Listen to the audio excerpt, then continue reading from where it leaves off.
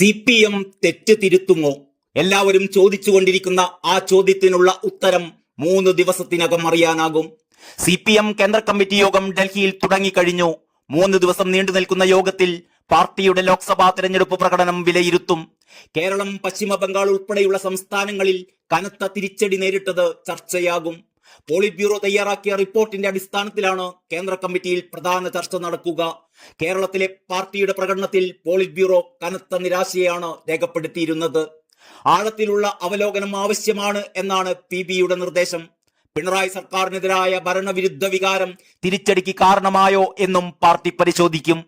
മുഖ്യമന്ത്രി പിണറായി വിജയൻ മാറുമോ എന്ന മാധ്യമപ്രവർത്തകരുടെ ചോദ്യം സീതാറാം യെച്ചൂരി തള്ളാതിരുന്നത് നേരത്തെ ചില അഭ്യൂഹങ്ങൾക്ക് വഴിവെച്ചിരുന്നു. ഏതു തരം തിരുത്തൽ വേണം എന്നതിൽ കേന്ദ്ര കമ്മിറ്റി യോഗത്തിൽ എടുക്കുന്ന തീരുമാനം നിർണായകമാകും. സംസ്ഥാനങ്ങളിലെ റിപ്പോർട്ടും കേന്ദ്ര കമ്മിറ്റിയിൽ വിശദമായി തന്നെ ചർച്ച ചെയ്യും. ഇതിനിടെ ലോക്സഭാ തെരഞ്ഞെടുപ്പ് അവലോകനത്തിനായി CPMന്റെ തിരുവനന്തപുരം ജില്ലാ നേതൃയോഗങ്ങൾ ഇന്ന് ആരംഭിക്കും. ഇന്ന് ജില്ലാ സെക്രട്ടേറിയറ്റും നാളെയും മറ്റന്നാളും ജില്ലാ കമ്മിറ്റിയുമാണ് ചേരുന്നത്.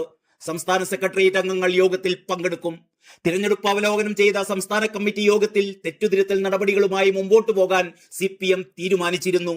ജില്ലാതലങ്ങളിൽ കൂടി ചർച്ച ചെയ്ത ശേഷമാണ് അത് ഏത് രീതിയിൽ വേണമെന്ന് CPM അന്തിമമായി തീരുമാനിക്കുക. സർക്കാരിനുള്ള മാർഗനിർദ്ദേശങ്ങളും അന്തിമമാക്കുക ജില്ലാ നേതൃയോഗങ്ങൾക്ക് ശേഷമാണ്. ഇതിനായി ചേർന്ന മിക്ക ജില്ലാ കമ്മിറ്റികളിലും കടുത്ത വിമർശനമാണ് മുഖ്യമന്ത്രിക്കും സർക്കാരിനും നേരെ ഉയർന്നത്. ഇതിനിടെ TP കേസിലെ പ്രതികൾക്ക് ശിക്ഷാ ഇളവ് നൽകാനുള്ള സർക്കാരിന്റെ വഴിവിട്ട നീക്കങ്ങൾ പാർട്ടിയെ കടുത്ത പ്രതിസന്ധിയിലാക്കിയിരിക്കുകയാണ്. ശിക്ഷാ ഇളവിന് ഒരു നീക്കവും ഉണ്ടായിട്ടില്ലെന്ന പച്ചക്കള്ളം സ്പീക്കറും മന്ത്രിയുമൊക്കെ നിയമസഭയിൽ ആവർത്തിക്കുന്നതിനിടെയാണ് 3 ഉദ്യോഗസ്ഥരെ സസ്പെൻഡ് ചെയ്ത് തടിയൂരാൻ സർക്കാർ ശ്രമിച്ചത്. സർക്കാർ അറിയാതെ ഉദ്യോഗസ്ഥർക്ക് മാത്രമായി ഇത്തരം നീക്കം നടത്താനാകില്ലെന്ന് എല്ലാവർക്കും അറിയാവുന്ന കാര്യമാണ്. ഉദ്യോഗസ്ഥർ മാത്രമാണ് ഇതൊക്കെ ചെയ്യുന്നതെങ്കിൽ പിന്നെന്തിനാണ് ഇവിടെ ഒരു ആഭ്യന്തര വകുപ്പ് എന്നാണ് KK രമ MLA കഴിഞ്ഞ ദിവസം ചോദിച്ചത്. ശിക്ഷാ ഇളവിനുള്ള നീക്കം എന്നത് അഭ്യൂഹം മാത്രമാണെന്ന് പറഞ്ഞു തള്ളിയ സ്പീക്കർക്കെതിരെ പ്രതിപക്ഷം തുടർന്നുള്ള ദിവസങ്ങളിലും വിമർശനം കടുപ്പിക്കാൻ പോകുന്നു. വടകരയിലെ വിവാദമായ കാഫിർ പോസ്റ്റിനെ കുറിച്ചുള്ള ചോദ്യവും ഇന്ന് നിയമസഭയിൽ ഉയരുമെന്നാണ് കരുതുന്നത്.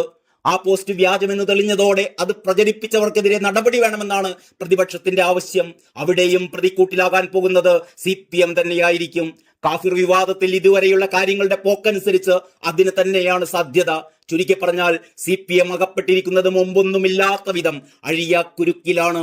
എന്തും സംഭവിക്കാമെന്ന് മാത്രമേ ഇപ്പോൾ പറയുന്നുള്ളൂ. നന്ദി, നമസ്കാരം.